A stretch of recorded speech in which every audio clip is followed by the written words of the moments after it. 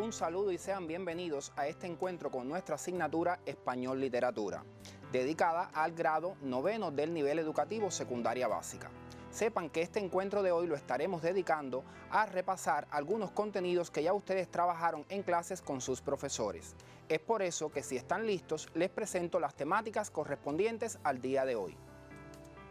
Estaremos dedicando la emisión al contenido relacionado con la comprensión de textos y al contenido gramatical, las formas no personales del verbo.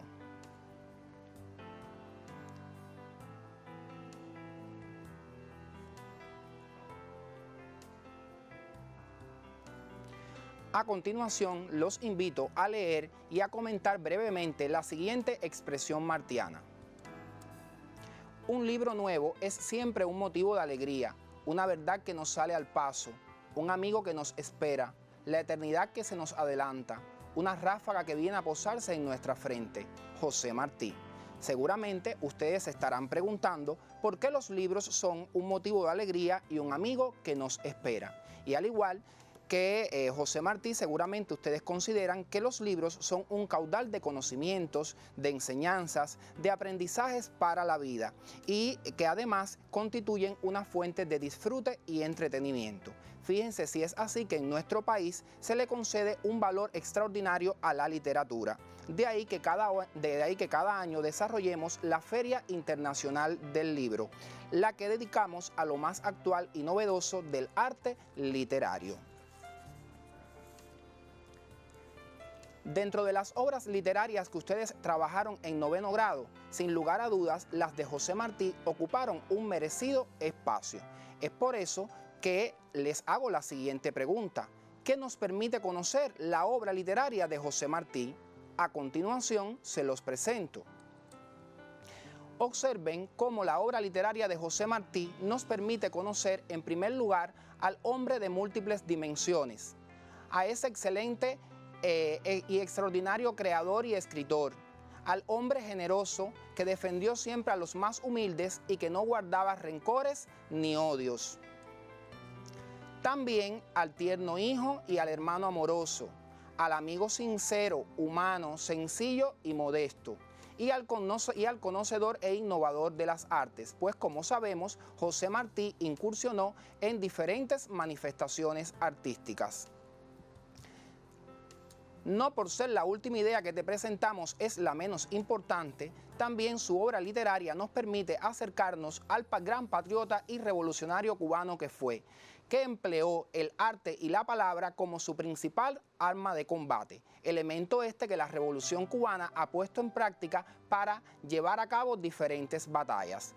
Estas ideas y otras ustedes las pueden precisar en sus libros de texto de las páginas 91 a la 96.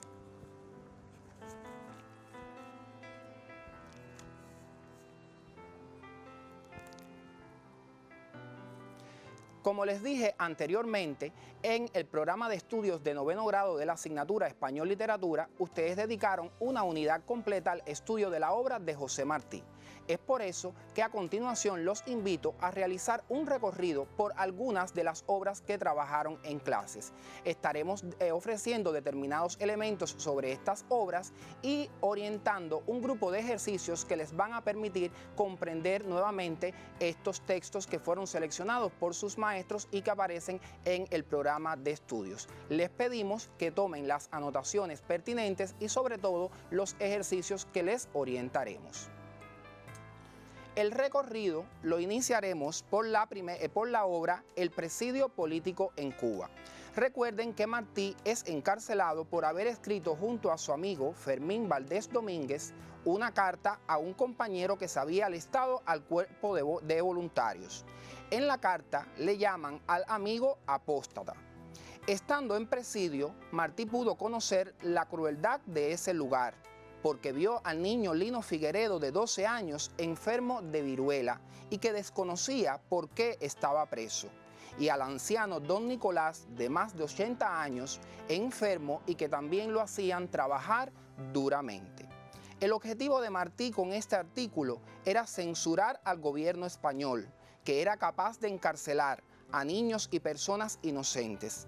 Martí tenía apenas 16 años cuando es llevado a presidio, pero por las gestiones que hicieron sus padres, lograron cambiar la pena de 6 años en presidio en las canteras de San Lázaro por la de destierro a España. Al llegar a España, solo tenía 18 años y escribe este triste testimonio para denunciar los horrores del sistema colonial. A continuación nos referiremos al epistolario de José Martí. Les pido que presten mucha atención porque estaremos haciendo una interesante sugerencia que de seguro la van a disfrutar mucho. Les sugerimos recordar la carta que dirige Martí al generalísimo Máximo Gómez, en la que lo convoca a la guerra. Seguramente también conocen por la asignatura Historia de Cuba que, al igual que a Gómez, Martí le escribió cartas a los principales líderes de la gesta independentista de 1868, ya que su objetivo era lograr la independencia de Cuba.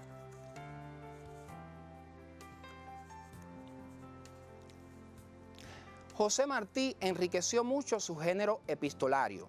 Es por eso que nosotros le quisiéramos proponer desde aquí que localicen este libro titulado Cartas a María Mantilla, la niña amada de José Martí, para que puedan disfrutar de estas cartas. En ellas encontrarán múltiples enseñanzas y lecciones que les servirán para la vida. Aprenderán a aconsejar, a amar, a querer, a ser buenas personas. Se las recomendamos, seguramente muchos tienen el libro, otros lo podrán localizar, pero de igual forma les digo que en el cuaderno martiano número 2, correspondiente al nivel educativo secundaria básica, también aparece una selección de las cartas de José Martí a María Mantilla. También les quisiera presentar este otro libro, que lleva por título Ismaelillo, libro que escribió José Martí y lo dedicó a su hijo José Francisco, y que a continuación nos estaremos refiriendo a dos poemas que ustedes también trabajaron con sus profesores en clases y que aparecen en este interesante libro. Los poemas a los que nos referimos son Mi Reyecillo y Mi Caballero, que pertenecen al libro de poemas Ismaelillo que les presenté anteriormente y que está compuesto por 15 poemas. Este libro fue publicado en el año 1878. Es un libro que Martí, como les informé, dedicó a su hijo José Francisco, al cual él llama Ismaelillo, nombre bíblico que significa fuerte frente al destino. Es un libro donde Martí expresa todo su amor paternal y donde también demuestra el amor por su Cuba, que seguía sin independencia, pues él escribe este libro tras la firma del Pacto del Zanjón, hecho que marcó a nuestro Martí. También deben conocer que no es un libro que fue escrito para niños, porque el lenguaje no es un lenguaje infantil. Tiene varias concepciones filosóficas, no es como en el caso de la Edad de Oro, que sí tiene un vocabulario accesible. Martí escribe el libro porque está separado de su hijo y Cuba no ha logrado la independencia, y esto le ha provocado un gran dolor y una inmensa pena a nuestro héroe nacional. En el caso del poema, Mi Reyecillo, también debemos recordar el neologismo de Martí, ya que en su obra, dentro de la renovación del lenguaje, él emplea los neologismos y los arcaísmos. Ejemplos de estos son las palabras creadas por Martí para expresar el diminutivo. En este caso, el diminutivo de rey, como es el caso de Reyecillo. Para Martí, su hijo es su rey, al cual él le pide lealtad y le pide que no ame al oro. De ahí que en el texto emplea la palabra amarillo como un elemento simbólico, porque simboliza el oro. Y los hombres que ambicionan el oro son crueles y ambiciosos. Utiliza varios elementos simbólicos y esto nos evidencia que el libro no está escrito para los niños. Debemos leerlo e interpretarlo con la guía de un adulto. En este caso, ustedes lo hicieron en las clases de español y literatura con sus profesores y es una buena oportunidad para que lo realicen con sus familiares. En el poema Mi Caballero, Martí desborda todo su amor paternal y la añoranza que tiene por su hijo pequeño. emplea también en este poema una serie de elementos simbólicos y el neologismo con el empleo del diminutivo jinetuelo, que es una forma novedosa de usar el diminutivo. Se aprecia también el profundo amor que siente Martí por el niño y viceversa. A modo de información, también deben conocer que los versos son versos de arte menor y el poemario se caracteriza porque sus 15 poemas lo integran versos de arte menor. Hay estrofas de muchos versos y estrofas de menos versos. La musicalidad se logra a partir de la musicalidad interior, es decir, no hay una rima consonante y no hay una preocupación por la rima, ya que se logra a partir de la rima interior del ritmo interior de los versos. Al inicio de nuestra emisión, también, bueno, hasta aquí el recorrido de las obras que hemos seleccionado para trabajar de nuestro héroe nacional y que ya ustedes las conocen de las clases de español con sus profesores. Pero al inicio les decía, dijimos que estaríamos dedicando el segundo momento de la emisión a trabajar con el contenido gramatical, las formas no personales del verbo. A continuación, les pido que precisen en sus libretas la bibliografía en la que pueden encontrar este contenido. Observen que las formas no personales del verbo lo pueden encontrar en sus libros de texto de las páginas 130 a las 132. En el caso de los estudiantes que cursan su noveno grado en escuelas que están en perfeccionamiento, el contenido está en la página 158 del libro y los ejercicios aparecen en las páginas de la 161 a la 163 de este propio libro.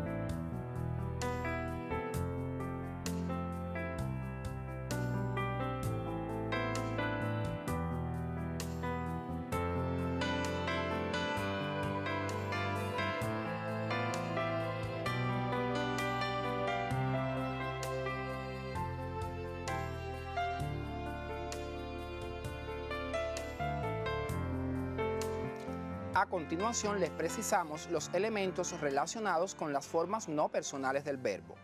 Les pido que observen y que precisen en la libreta las ideas que les presentaremos.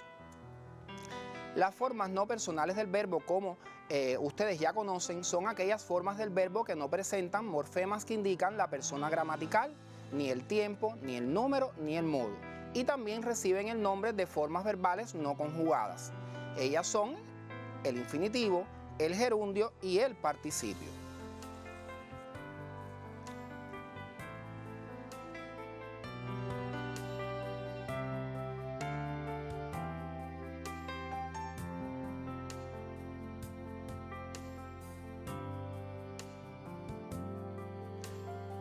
Para reconocer el infinitivo, les pido que observen los ejemplos que les proponemos a continuación. Los infinitivos, como ustedes conocen, terminan en ar, er, ir y tienen formas simples como amar, jugar, estudiar, escribir, temer y las formas compuestas como haber amado, haber jugado, haber estudiado, haber escrito, haber temido y bueno, ahí aparecen subrayados en los ejemplos que les proponemos. Fíjense cómo en las formas compuestas se utiliza el verbo auxiliar haber y el verbo que está escrito en participio es al que se le está dado todo el significado de la forma verbal. Observen también cómo en el verbo escribir forma un participio irregular, mientras que los demás tienen un participio regular. En el ejemplo que te proponemos para explicar la función verbal y sustantiva, que es el ejemplo leer es crecer, observen que los dos están en función sustantiva, porque leer hace función de sujeto y crecer de atributo. Es decir, ¿De quién estamos hablando? De leer. Por tanto, es el sujeto. ¿Qué nos dicen de leer? Que es crecer. Por tanto, es el atributo, es decir, es el núcleo del predicado nominal de esa oración. De ahí que el infinitivo en función sustantiva puede realizar las mismas funciones que un sustantivo. Observen los siguientes ejemplos. En la oración me regalaron un libro y decidí leerlo. Observen que tenemos el infinitivo y unido a él el pronombre personal lo. Por tanto, aparece en forma enclítica. Como es un pronombre personal, está haciendo una función sustantiva, porque el pronombre personal siempre está en función sustantiva. Y la función sintáctica que realiza es de complemento directo. Es decir, ese lo, ¿a quién se refiere? A un libro, que es lo que está expresado en la oración. En función verbal, ¿a qué conclusión podemos llegar entonces? Pues que el infinitivo puede admitir pronombres enclíticos y complementos verbales. Pueden consultar también los ejemplos que aparecen en sus libros de texto en las páginas 130 a la 131.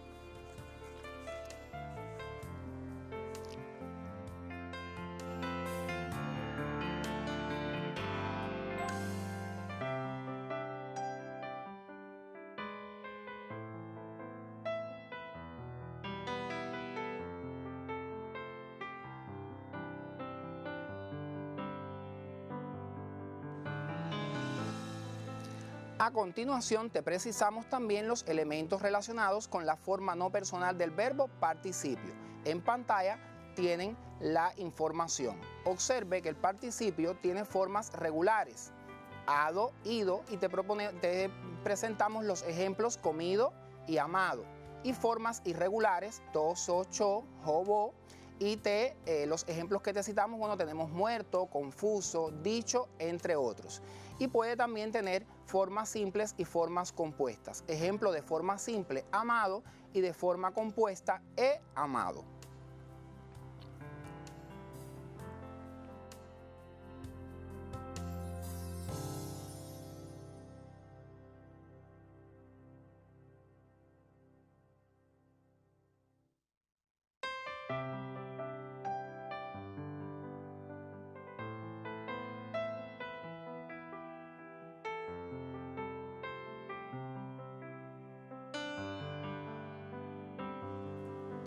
Te explicamos también las funciones que realiza el participio. El participio, como pueden estar observando en pantalla, puede realizar función verbal, adjetiva y en ocasiones sustantiva. Observen en el ejemplo que les proponemos, el niño educado saluda al entrar al aula. Observen que educado está en función adjetiva, manteniendo la concordancia de género masculino y número singular con el sustantivo niño. En el ejemplo que les proponemos, su mirada es inteligente. Fíjense que mirada es un participio con función sustantiva, porque es el núcleo del sujeto de esa oración.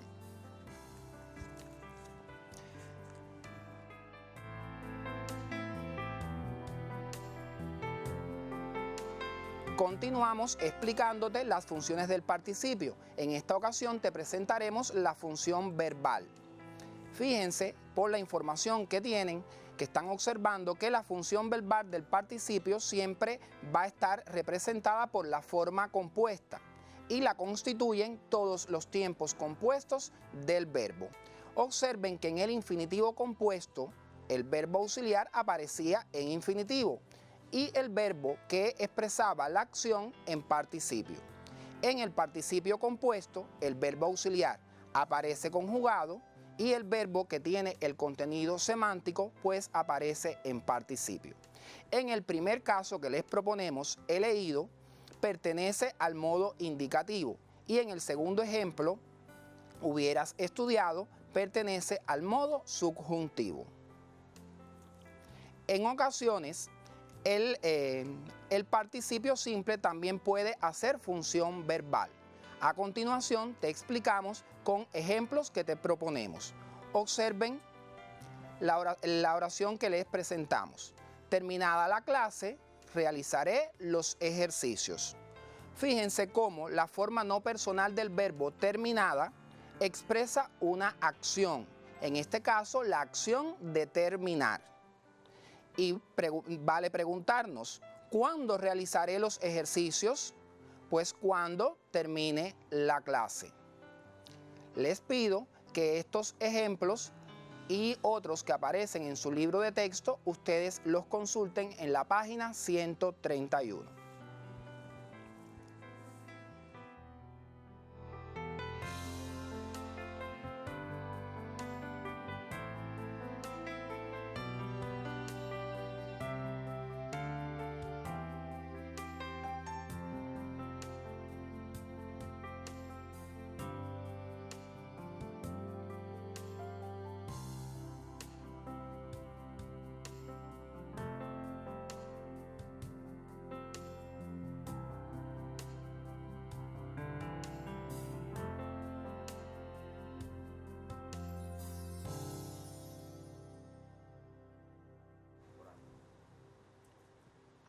A continuación, te estaremos precisando también los elementos relacionados con el gerundio, otra de las formas no personales del verbo y que ustedes muy bien conocen.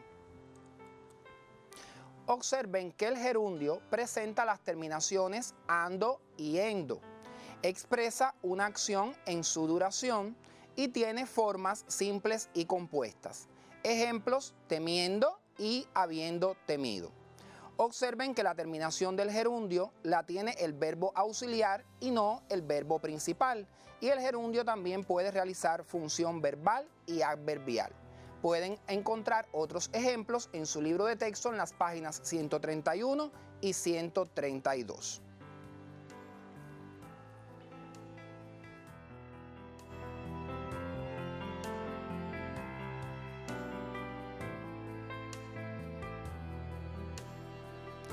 Te presentamos la función verbal del gerundio. Observen en el ejemplo, se alejó cantando alegremente, como la forma no personal del verbo cantando es modificada por el adverbio alegremente.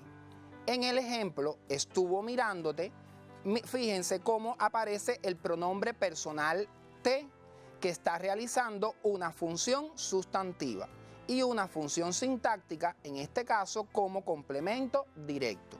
También pueden consultar los ejemplos que aparecen en las páginas que les estamos presentando de su libro de texto.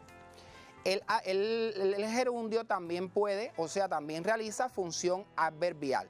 Observen en el siguiente ejemplo, entró riendo, como la forma no personal riendo está modificando al verbo entró. En ocasiones, el gerundio también puede tener una función adjetiva. Observen en el ejemplo, café hirviendo, cómo hirviendo está modificando al sustantivo café. Otros ejemplos los pueden precisar en sus libros de texto en las páginas que les estamos proponiendo.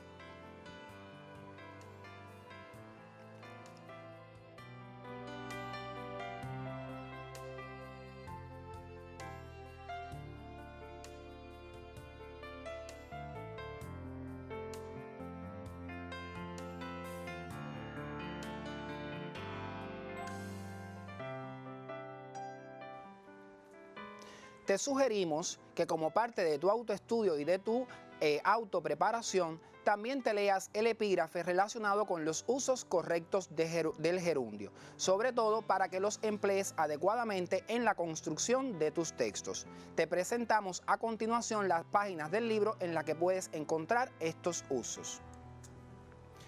Es importante que consideres que no se debe abusar en la construcción textual, como te anticipaba anteriormente, del uso del gerundio, porque afecta, entre otros aspectos, la coherencia y la calidad de tus ideas.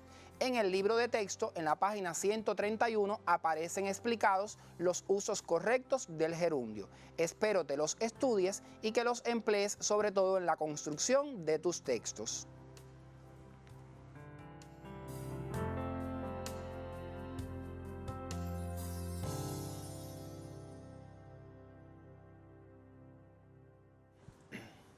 Te proponemos ahora los ejercicios que podrás encontrar en tu libro de texto que te permitirán practicar las formas no personales del verbo, un contenido importantísimo de este grado y del nivel educativo secundaria básica.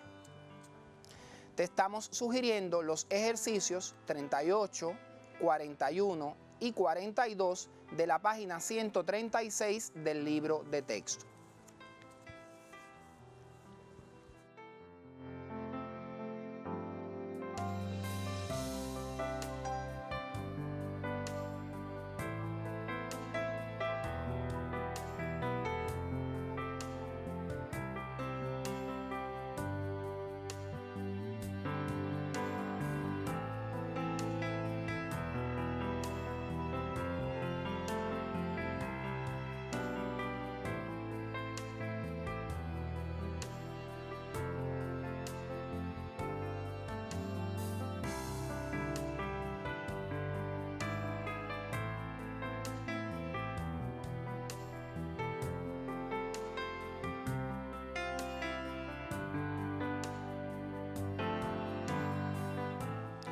Y hasta aquí nuestro encuentro de hoy, que estuvimos dedicando a recorrer algunas de las obras de José Martí que ustedes trabajaron en la asignatura en este curso escolar, y también al contenido gramatical relacionado con las formas no personales del verbo. Te proponemos que trabajes en los ejercicios que te orientamos, que tengas en cuenta todas las orientaciones que te ofrecimos en esta emisión y que por supuesto seas disciplinado, te mantengas en casa, que no salgas a la calle, pero no lo hagas solamente por ti, hazlo por tu familia, hazlo por mí, hazlo por todo nuestro pueblo y por nuestros médicos que muy bien se lo merecen, porque esta es la única manera, el aislamiento social, para lograr frenar esta peligrosa enfermedad. También aprovecha que estás en casa y pon en práctica las medidas de ahorro de energía y electricidad, sobre todo las de electricidad en los horarios pico, para evitar estos apagones que resultan tan molestos. Y nosotros nos estaremos encontrando nuevamente en una próxima emisión. Hasta entonces, muchas gracias.